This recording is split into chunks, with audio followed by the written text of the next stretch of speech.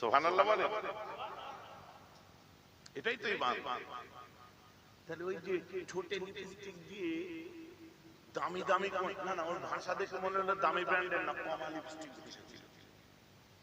চোখে ওই যে কি দিয়েছে, চোখের মাথায় উপরে কাজল দেয় না, কি বলে, হ্যাঁ আইলাইনার দিয়েছে, ও কমা কোম্পানি। বলছি ইসলামের মধ্যে বড় কঠিন দিন আজ আমাদের দেখতে হচ্ছে। যতক্ষণ না এদের শেষ করা যায়, এই সিস্টেম না শেষ হবে, ততদিন ভারতে মানুষ আপনার শান্তি পাবে না। মর্যাদা পুরুষোত্তম শ্রীরামের হনুমানকে ছেড়ে দিয়ে যোগী আদিত্যনাথের বাঁদরের লেজ ধরে টানছে। বলছে কোরআনের মধ্যে লেখা আছে যে যারা মূর্তি পুজো করে তাদের হত্যা করা। এই খব্বিস আমার নবী হত্যা করতে বললেন। ধরুন উসমান গনিকে বললেন, উসমান কোন জাতির তুমি দেখো না, ওর বুকে কি খোদা আছে দেখো না, মাথায় রেখো আমার খোদাই ওকে সৃষ্টি করেছে। বলুন সুবহানাল্লাহ। চলো ওকে আমার বাড়ি নিয়ে চলো, আমার বাড়িতে নিয়ে গিয়ে সেবা করো। সুবহানাল্লাহ। আজ কি করে এরা বলে কোরআন ওই এক মাতাল আছে ভাটপাড়া, হ্যাঁ কি সিং, হ্যাঁ জঞ্জাল সিং, কি গর্জন সিং নাকি নাম, কি সব ওই গাছের ছাল খেলে আবার পেটের অসুখ হয়, কি বলে ডায়াবেটিস হাসপাতালে। একজন প্রফেসরের সাথে কথা হচ্ছিল, এরা এরকম বলে কেন, ওই নেতা মানুষ তো ওই জন্য বিলিতি মাল ফাল খায়, বলে হুজুরেরা বিলিতি মাল খায়, এদের এত পয়সা বিলিতি মাল খাবে না, বিদেশি মাল খায় এরা। না হুজুর, পয়সা থাকতে পারে কিন্তু ওই মুখের সাথে বিলিতি মাল ম্যাচ হয়, ও পলিথিন চষে, মানে চুল্লু চুল্লু। আরে বিলিতি মাল খেতে গেলে মুখের সঙ্গে তো যেতে হবে রে ভাই, ও তো মুখের সাথে বিলিতি মাল যায় না। কি জুলুমের কথা, ওটা নিয়ে আমরা চর্চাও করি না। আমাদের সংগঠনের ছেলেরা কমপ্লেন করেছে, ব্যাস ওখানেই শেষ। কারণ এই সমস্ত ভূমিফোট নেতারা হঠাৎ করে উঠবে, পরশু দিন জোড়া ফুল, তারপরে বড় ফুল, তারপরে কোন ফুল, তারপরে এপ্রিল ফুল, বুঝতে পারছেন না? এদের কি অতি হিসাব নিয়ে আমি মাথাও মারি না। তবে আমি যদি আমরা এই অর্জুন সিং পড়া মানুষ নয়, আমরা পড়া মানুষ কি জানেন, আমরা ডেভেনপোর্ট পড়া, ফিলিপ কেট্টি পড়া মানুষ, আমরা ওয়াশিংটন আরভিং পড়া মানুষ, লামার্টিন পড়া মানুষ, ফিলিপ কেট্টি পড়া মানুষ, ডি রোজারিও পড়া মানুষ, স্যার উইলিয়াম মোর পড়া মানুষ, বিশ্বের বড় বড় বিদ্বান পণ্ডিত ভাষণ ইয়াং ইন্ডিয়া মহাত্মা গান্ধীজি লিখেছে, দেখুন আমার নবীরা পড়ানো সুনাম করে গেছে এরা। বলুন সুবহানাল্লাহ। এই যে কোথা থেকে কেউ উঠে বলে দিল কোরআনে লেখা আছে এই করো, এ হঠাৎ এত কিছু থাকতে এই করোটাই মাথায় এলো। এগুলো হাদিস নয়, এগুলো ওয়াকিয়া। কথাটা বুঝতে পারছেন? এখন আপনি যদি কোনোভাবে জাজ করেন আমাকে, গলা কে কেটেছিল, যার মাথায় গলা কাটা করে কুকুরের সামনে ফেলে দাও, কে বলেছিল যে কুকুর ট্রেনিং দেয়? জায়গা জমি কেড়ে দিয়ে তাড়িয়ে দাও, কে বলেছিল? ওই দুষ্ট নেতা, ওই রকম করে তাই। অতএব আমাকে নিয়ে আপনি জাজ করতে যাবেন, আপনি যা করেন সেই চোখেই আপনি জাজ করবেন, কারণ আপনার দিমাগে ঢুকে আছে। কথা আমার বুঝে যাচ্ছে তো নাকি? অতএব দেখবেন যে যা খাই সেই খায়, সে তার ঢেকুর তুলবে, এটা হচ্ছে খুব স্বাভাবিক কথা। অতএব এই সমস্ত নেতা লিডার যারা এই ধরনের কথাবার্তা বলছে, এদের কোনো অস্তিত্ব নেই, এদের কোনো জায়গা নেই, কোনো কিছুই নেই, খালি কথাই কথাই বলে হিন্দু খাতরে মে, হিন্দু খাতরে মে। আশ্চর্য, 140 কোটি দেশে 110 আপনার 105 কোটির কাছাকাছি হিন্দু, তারপরে হিন্দু খাতরে মে হ্যাঁ। আমি तो बोली ना हिंदू खतरे में है ना मुसलमान खतरे में है। खतरे में तो इस लीडर लोग, नेता लोग है, क्योंकि 26 में इलेक्शन है, निर्वाचन है, इलेक्शन के बाद ये कहां बैठेंगे, इसी खतरे में ये है। কোথায় কিছু নেই, বিশ্বের একজন শ্রেষ্ঠ মানুষকে দিয়ে বলো সহজে ভাইরাল হয়ে যাবে, সহজে ভাইরাল হয়ে যাবে। কিন্তু আমাকে যখন জিজ্ঞাসা করেছিল, আপনারা নিশ্চয়ই মিডিয়ায় দেখেছেন যে আজকে সস্তায় রাজনীতি করা হচ্ছে, কে কোথায় কি বলছে, কোথায় কোন কোনে কোন গ্রামের মধ্যে কোন নেতা কোথাকার এমএলএ কোথাকার এমপি কি বলছে, সেটা নিয়ে নাচানাচি হচ্ছে। আর মাত্র কয়েক মাস আগে রাষ্ট্রীয় মর্যাদায় ভারতবর্ষে এসে যার ইন্টারন্যাশনাল আদালতে কেস চলছে, কান্দাহার বিমান হাইজ্যাক কাণ্ডের যিনি পান্ডা, মাসুদ আজহারের মতো কুখ্যাত সন্ত্রাসী তালিবানিদের যে ছাড়িয়ে নিয়ে গেছিল, সে আমির খান মুত্তাকিকে ভারতবর্ষে জামায় আদরে এক সপ্তাহ ধরে তাকে রাখা হলো, তাকে রাষ্ট্রীয় মর্যাদা দেওয়া হলো, এই মর্যাদায় নিয়ে আসা হলো। এবং যখন হাত পার করে দিয়েছে, তখন যখন যোগী আদিত্যনাথের রাজ্যে, বাবার রাজ্যে নিয়ে গেল, লাইন দিয়ে গার্ড অফ অনার দেওয়ার জন্য পুলিশ দাঁড় করিয়ে দিল। এখনো পর্যন্ত কোন রাজনৈতিক বক্তার মুখে এই বক্তব্য শোনেননি আপনারা। পবিত্র ভারত ভূমি, গরিব নওয়াজের ভূমি, আপনার কি বলে খাজা বাকিবুল্লাহ যে মাটিতে শুয়ে আছে, নিজামউদ্দিন আউলিয়া যে মাটিতে শুয়ে আছে, যে দেশটাকে হিন্দু সম্প্রদায়ের মানুষ রাম জন্মভূমি বলে থাকে, তেমন একটা দেশে আপনার প্রত্যেক তালিবান লিডার এসেছিল। এই প্রশ্ন এখনো কোনো রাজনৈতিক লিডার করে বক্তব্যই দেয় না, কারণ এদের কাছে সেন্ট্রাল থেকে গাইডলাইন এসে গেছে যে কি এটাকে নিয়ে তোমরা কেউ ইস্যু বা কোনো মুদ্রা বানাবে না। আমরাও খবর পেয়েছি, কিন্তু আমি তো রাজনীতি করি না, আমি আমার নিজের সমাজ থেকে বক্তব্য, এগুলোর প্রতিবাদ হওয়া দরকার। এই নেতাগুলোকে জিজ্ঞেস করো, আপনাদেরকে বলি, খোদার গজব আসছে সামনে। গজব বোঝেন তো নাকি? 2026 সালে খোদার গজব আসছে। এই গজব থেকে মারবে মুসলমান, মরবে মুসলমান, কুটকুটি এদের বেশি, তো এদের চুলকানি বেশি, আল্লাহ রসুল সব ভুলে বসে আছে। যে জীবনে কোনোদিন বোম ধরেনি, পিস্তল ধরেনি, যে কোনোদিন ছুরি ধরেনি, লাঠি ধরেনি, সেও বলছে দেখে নেবো। আরে মার, গুলি চালাতে, গুলি চালালে মায়া লাগছে, মরে যাবে, ওর বাচ্চা আছে, বউ আছে, ওই জন্যই তো তুই পারবি না। তোর জন্য ওটা রাজনীতি নয়, তোর জন্য ভোট দেয়া আছে। ভোটের সময় ভোট দে, ঘরে যে শুয়ে থাকে। ভাইজান কথা বুঝতে পারছেন? হুজুর কাকে ভোট দেবো? আমি যাকে ভোট দিতে বলবো ভোট দেবেন, হাত তুলে দেখাত বললে হাত তুলে দেবে।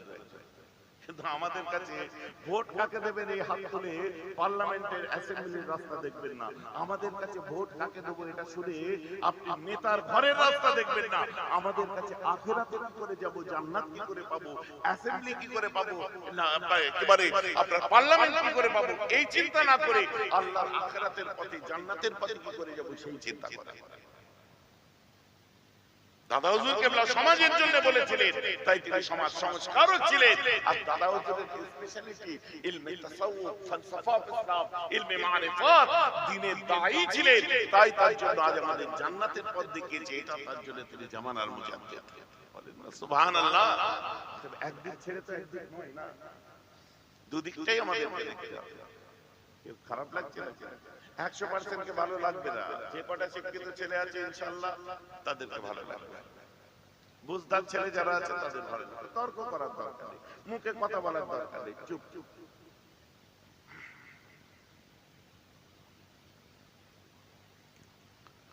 তোমার যেটা, আমার একটা চয়েস আছে না, 2026 আমারও একটা চয়েস আছে না, তোমারও একটা চয়েস আছে, তোমারও একটা চয়েস আছে, তোমারও একটা চয়েস আছে। কথা বুঝতে পারছো?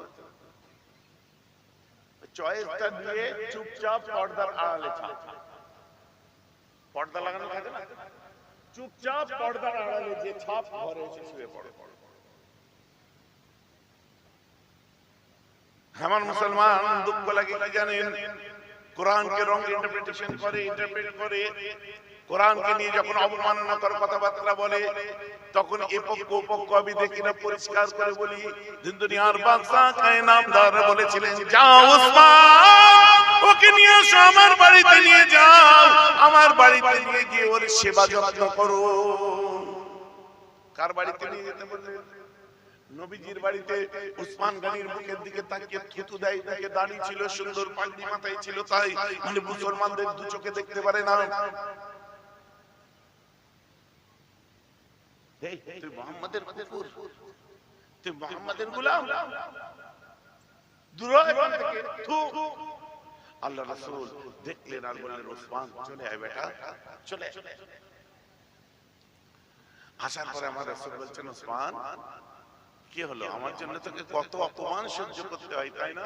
বলছে, হুজুর ওই মেয়েটি কিন্তু একটা কথা দারুণ বলেছে, আমার ভালো লেগেছে। বলে কি বলেছে? হুজুর একটা ওর মধ্যে পজিটিভ থট আছে হুজুর। বলে কি? বলছে আমাকে বলেছে আপনার গোলাম।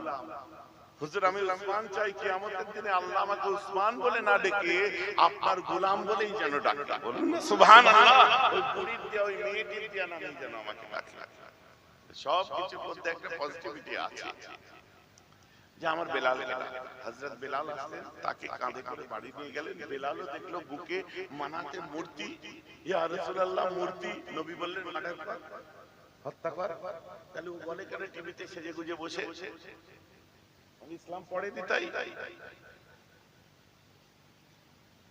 আমার মুসলমান খেয়াল করে শুনে রেখে দিন,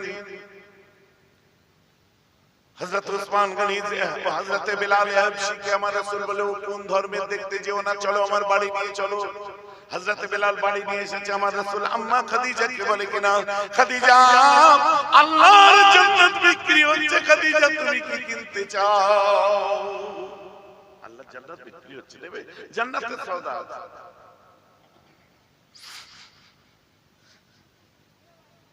বলে হুজুর কে? বলছে একটা মেয়ে এসেছে, রুগ্ন, অসুস্থ অবস্থায়, খাওয়া টাওয়া হয় না, ওর খেদমত করো, আল্লাহ জান্নাত দিয়ে দেবে। বলেন না সুবহানাল্লাহ। আরে গুরু মাথায় রাখুন, মূর্তি যার বুকে থাকে তাকে হত্যা করার কথা কোরআনে লেখা নেই, বরং এই কথা আমার নবীর আদর্শে আছে, যার বুকে মূর্তি তাকে নিজের বাড়িতে নিয়ে যেয়ে তার সেবা করো, আল্লাহর জান্নাত পাওয়া যাবে। বলেন না সুবহানাল্লাহ। দিস ইজ ইসলাম। আম্মা খাদিজাও দেখে বলছে, হুজুর ওর বুকে, খাদিজা ও কোন খোদাকে মানে দেখো না, আমাদের খোদাই ওকে সৃষ্টি করেছে, এটাই দেখো। দু একদিন কেটে যাওয়ার পরে আম্মা ফাতেমা, কে ছিলেন সালতানাত ইসলামের মুকদ্দাস শাহজাদি, আলেমে তাতহীরের মালিক আম্মা ফাতেমা, পাত্র করে পানি নিয়ে যাচ্ছে। আমার নবী একটু জোর করে, ফাতেমা কি পেয়ে, আব্বু পানিটা তো পড়ে যেত, কার পানি নিয়ে যাচ্ছ মা? সব একটা মজার ব্যাপার আছে, এসে বলবো। ফিরে এসে আমার রাসূলের এই কোলের উপর হাঁটু দুটো ঠেকিয়ে, আমার নবীজির বড় বড় চুল ছিল, চুলের গুচ্ছগুলো দিয়ে খেলা করতে করতে বলছে, আব্বু ওই ঘরে একটা মেহমান আছে, ওই মেহমানটা আল্লাহকে আল্লাহ বলেও মানে না, আর আপনাকে তার রাসূল বলেও মানে না। হ্যাঁ বলে, হ্যাঁ তাহলে তো পানি পান করালে কেন? বলছে না না, ও আমার আল্লাহ, আপনাকে রাসূল বলে মানুক আর না মানুক, আল্লাহকে আল্লাহ বলে মানুক আর না মানুক, আমার আল্লাহই তো ওকে সৃষ্টি করেছে। তাই আমার মা বলেছে ওকেও পানি পান করালে আল্লাহ আমি ফাতেমাকে জান্নাত দিয়ে দেবে। বলেন না সুবহানাল্লাহ। দু বাটি খেয়ে এক বাটি বেঁধে নিয়ে গেল, দু বাটি খেয়ে এক বাটি বেঁধে নিয়ে গেছিল নাকি? কে বলেন? জিতেন্দ্র, তাই তো, ধর্মেন্দ্র। হ্যাঁ হ্যাঁ, কার বাড়ি খেয়েছিল? শাহাবুদ্দিনের বাড়িতে না? তো যেটা খেয়েছে ওটাও ফেমাস, যে খেয়েছে সেও ফেমাস, মধ্যে থেকে শাহাবুদ্দিনও ফেমাস। ওটা খেলে নাকি আমি শুনি পাক্কা মুসলমান হয়, আমি শুনেছি, আদৌ হয় কিনা জানি না। ওটা খাওয়ার পরে বলছে আমরা পাক্কা সনাতনী হিন্দু, হিন্দু ভাই ভাই। ওইটা খেয়ে কবে থেকে ওটা খেয়ে তো মুসলমান হয় শুনেছি আমি। ঢং। আমরা তো ওদের ভাই হতে চাই, ওই ধরনের ট্রেডমার্কদের আমরা ভাই হতে চাই না। আমরা ভাই তাদের ছিলাম যারা গৌরাঙ্গ মহাপ্রভুর আদর্শ মেনে চলেছে, তাদের ভাই ছিলাম, আজও আছি, কালও থাকবো। যারা ঠাকুর রামকৃষ্ণ পরমহংসদেবের নীতি মেনে চলে, তাদেরকে ভাই বলে আল্লামা রুহুল আমিনের ভক্তরা, দাদা হুজুরের ভক্তরা, পাঁচ হুজুরের ভক্তরা, আলেম ওলামাদের ভালোবাসার মানুষেরা, মুসলমানেরা, তাদের আগেও ভাই ছিল, আজও ভাই আছে, কালও ভাই থাকবে। যারা বিবেকানন্দের নীতি মেনে চলেছে, তাদের ভাই ছিল, আমরা ছিলাম, তাদের ভাই আছে, আমরা পরেও থাকবো। কিন্তু দুয়াটি খেয়ে এক বাটি বেঁধে নিয়ে যে যারা এইসব কথা বলছে, ওদের ভাই হতে চায় না। ব্যাগত্তা করে, ব্যাগত্তা বোঝেন? শুশুড়ি দেওয়া কাজ করতেই কিছু নেই, সব ছেড়ে দিয়ে চাকরি বাকরি কাজ কল কারখানা সব ছেড়ে দিয়ে কোথাও কিছু নেই, হিন্দু মুসলিম ওখানে আপনার এই হচ্ছে এখানে এই হচ্ছে সেখানে তাই হচ্ছে। ধর্মীয় মেরুকরণটা দেখুন, মন্দির মসজিদে এসে দাঁড়িয়ে। ধর্মীয় মেরুকরণটা দেখুন, আপনারা মাফ করবেন, রাজনৈতিক মেরুকরণ মন্দির মসজিদে এসে দাঁড়িয়ে। রাজনৈতিক মেরুকরণ কোথায় এসে দাঁড়িয়েছে? যেটা আপনার চাকরি বাকরি কর্মসংস্থান আর্থসামাজিক অবস্থা, তাদের বাসস্থান শিক্ষা স্বাস্থ্য এগুলো থাকবে, সে মেরুকরণ বাদ দিয়ে এসে কোথায় দাঁড়িয়েছে দেখুন, মন্দির মসজিদ হিন্দু মুসলমান এই সেই সিস্টেম এসে দাঁড়িয়েছে। হ্যাঁ, আমি বলেছিলাম যাও পেট্রোল পাম্পে যে গাড়িতে ফুল ট্যাঙ্কে করে নাও, তোমার পয়সা নেই বলে আমার কাজ কাম নেই, তো পয়সা কোথায় পাবো? কাজ করো, ওইখানে যে ওই যে জয় শ্রীরাম বলে চিল্লাও, তেল ভরে দেবে। তুমি ওখানে যে নারে তাকবীর বলে দাও, তেল ভরে দেবে। কথাটা আমার বুঝতে পারছি না? আরে আশ্চর্য, বি প্র্যাকটিক্যাল। মর্যাদা পুরুষোত্তম শ্রী রামকে শুধু হিন্দু নয়, হিন্দু মুসলমান সবাই শ্রদ্ধেয় ব্যক্তিদের সবাই শ্রদ্ধা করে, যেমন আমার রাসূলকে সব ধর্মের মানুষ শ্রদ্ধা করে। কিন্তু এটা দিয়ে তো আর পেট চলবে না। এই স্লোগান দিয়ে যদি পেট চলে যেত, এই স্লোগান দিয়ে যদি চাকরি বাকরি হয়ে যেত, এই স্লোগান দিয়ে যদি ব্যবসা বাণিজ্য চলতো, এই একটা কঠিন সমস্যার মধ্যে আমরা, কঠিন অবস্থা। করোনা হয়েছিল জানেন তো? করোনা কোভিড-19 সে এক মজার ব্যাপার। বিদেশ থেকে এলো, এয়ারপোর্ট থেকে রাষ্ট্রপতি ভবনে দেখা করতে গেল, ওখান থেকে ফিল্ম ইন্ডাস্ট্রিতে ডাইরেক্টরের সঙ্গে দেখা করলো, করার পর তিরুপতিতে গেল, ওখান থেকে দিল্লিতে আসলো, আসার পরে শোনা যাচ্ছে বস্তি নিজামুদ্দিনে নাকি করোনা মুসলমান হয়ে গেছে, করোনা মুসলমানদের থেকে ছড়াচ্ছে। এসআইআর হলো, আমার কাছে লিস্ট আছে, দক্ষিণ কলকাতার কোন জায়গায় কত বাদ গেছে, কত মতুয়া বাদ গেছে, সব গেছে। আসামে 12 লক্ষ হিন্দু সম্প্রদায়ের মানুষের নাম বাদ গেছে। আরে আমরা গরু খেতে পারি, ঘাস তো খাই না। কথা বুঝতে পারছেন না? ঘাস তো আমরা খাই না। আমাদের এতটুকু বোধগম্য আছে যে পাকিস্তানে যাদের, বাংলাদেশে যাদের, আফগানিস্তানে যাদের উপর অত্যাচার হবে, তারা মরতেই যোগীর দেশে আসবে। বুঝতে পারছেন? একটা দোকান কেউ এসেছে, এসে কাজ কাম করতো, লেবারগিরি করতো, এই করতো, পরে তারাও আবার ফিরে গেছে। কিন্তু লক্ষ আজকে হিন্দু সম্প্রদায়ের মানুষ যারা তাদের সোনার ভারতবর্ষের বাসিন্দা হয়ে গেছিল, আজকে তাদের নাম কত লক্ষ বাদ পড়েছে, তার রেশিওটা দেখান তো একবার, দক্ষিণ কলকাতার হিসাবটাই দেখান তো। এখন ওই নেতারাই বলছে এমনি ভোট হোক, এসআইআর দরকার নেই, কারণ বুঝে নিয়েছে মুসলমান নয়। এখন কুঞ্চিতে ঘি আর তেল লাগিয়ে কাঁচা কঞ্চি রেডি করেছে। এদের স্বাতন্ত্রতা আছে, এরা আমার নামও করতে পারে, বদনাম করতে পারে। এরা তো, এদের সঙ্গে আমার ব্যক্তিগত কোন রকম তো ঝামেলা নেই, তো এদের কাজে স্বাধীনতা এদেরকে দিতে হবে, এটাই তো হচ্ছে মূল নীতি, এথিক্স তো এটা। এরা এদের মতো করুন। আপনি কেমন ব্যক্তিত্বের হলেন যে আপনার বদনামটা ওরা করতে যাবে? কথা বুঝতে পারছেন? তো যাই হোক, অতএব আমাদের মাথায় রাখতে হবে, কোন নেতা আমাদের টার্গেট নয়, কোন এমএলএ আমাদের টার্গেট নয়। ভুলটা সবার ভুল, ঠিকটা সবার ঠিক।